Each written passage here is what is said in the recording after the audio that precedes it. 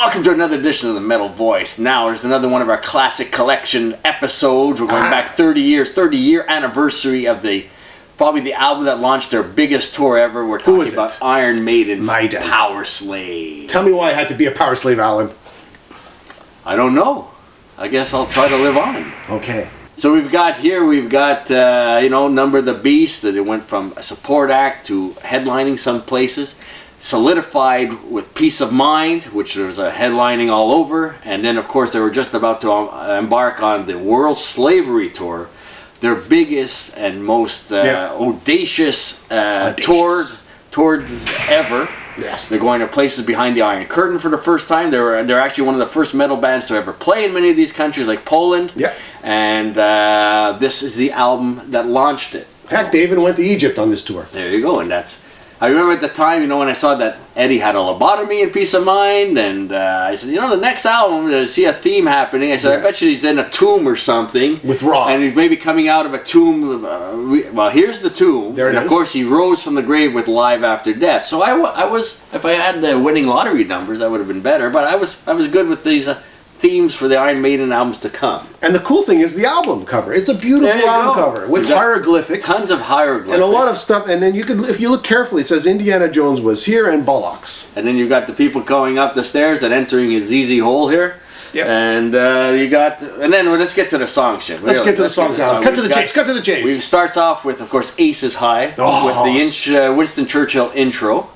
Classic. And we shall never surrender. One of the strongest tracks Maiden ever recorded. Followed up with one of Bruce's most lyrical masterpieces in 2 Minutes to Midnight. Yes. And it was a huge hit on the radio, back then. Still is. Right? Still is. And then you got an instrumental.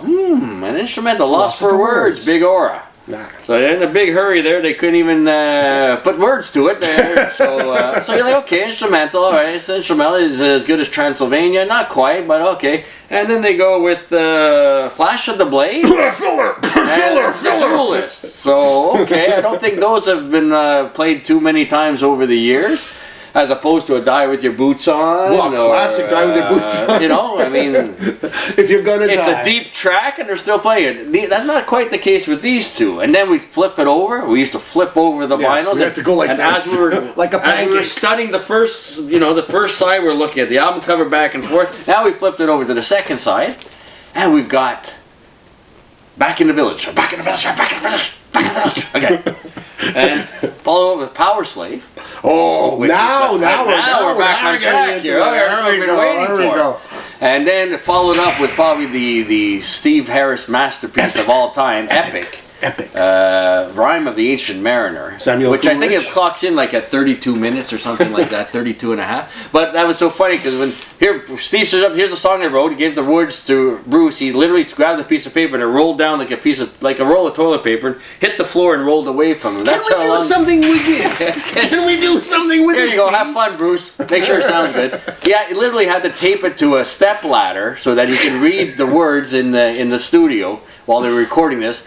And we were all, when the tour came about, we're like, how are they going to pull this off live? Are they even going to attempt to play it? And they did. Not only was it, is it going to slow down the show with the slow break? It's been a highlight of their tours ever since. Yeah. It's a masterpiece.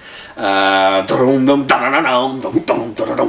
course you have that mid part, the middle of the song where everything slows down. Recite the poems. So again, this album itself, we were looking at Number of the Beast that really launched them here in North America, followed up with a very solid album and Steve Harris's personal favorite, Peace of Mind. And we look at this, and I think, like you said previously, Jim, the highs are extremely high. Yes. And the lows are low. Very low. And then you follow the World Slavery Tour, what follows is Somewhere in Time.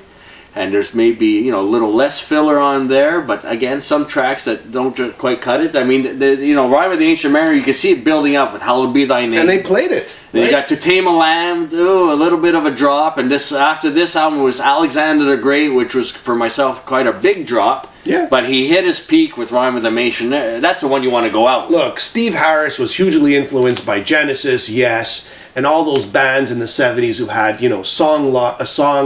songs on one side, right? 20-minute epic songs. So he always wanted to create a song like this, and mission accomplished. He did it with Rhyme of the Ancient Mariner. And again, back in the day, some bands, it's like, okay, you pick up the dock and I'll get the loudness and you get the crocus. No, everybody, when the Maiden album came out, and this was one of them, yeah, everybody went out and bought the Maiden album. This is probably their peak of everything they've all the hard work and touring they put in up until this point paid off with this tour. This tour here in Montreal, I couldn't even get a ticket. Yeah. I would be standing up in the rafters, and this was the tour to see with the pyramid that splits open at the end and the fireworks, and you've got Eddie the Mummy coming out. Huge. And again, it was a world slavery tour. Wherever there was space in the agenda, it almost killed the band. Yeah. But they plugged it. More dates. They were out on the road for almost 2 years. They came home fried. Adrian Smith didn't even know, couldn't even remember which house was his. He went to put his keys in the door and it wasn't even his house. Oh, I moved. So he couldn't even remember where he lived. And Bruce was totally fried. He was fencing, off fencing. Then, he was taking trips, fencing back and forth. Most guys take off their guitars, put it in a box. He's got a voice. He was fried, and it shows somewhere in time he didn't even contribute one song to follow up to this album. He had completely lost the plot, as they say. He wanted to do an acoustic album like Led Zeppelin's third album. They looked at him and said, Bruce, maybe you should go back and have a nap or something, because you're not on the same page as the rest of us. But again, that was the tour. This was the album. If Live After Death came out after, and that shows the band at its peak throughout the 80s. So basically, this is where they wanted to be after this is the all inception the hard work. of Iron Maiden. From the inception of Iron Maiden to Powerslave is where they wanted to be, and they basically just wanted to tour everywhere because there's just so much demand. And you know what? They made it happen. They made Iron Maiden one of the biggest bands in the world after the Powerslave. Maiden had a strategy. Rod Smallwood knew where they wanted to go, and like you said, Jim, this is out there. All those years of hard work, this is exactly the point where they wanted to be.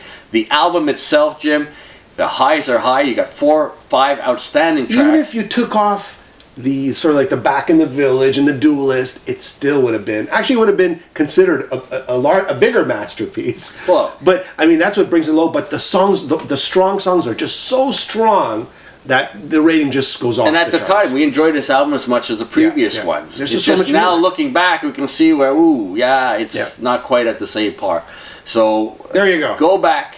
Take it out of your collection. Go and buy it if you don't have it. Please. Iron Maiden's Powerslave, the epitome of them at that point, and the tour, and this took them to a whole other level with this album. So Iron Maiden, Powerslave, 30 years.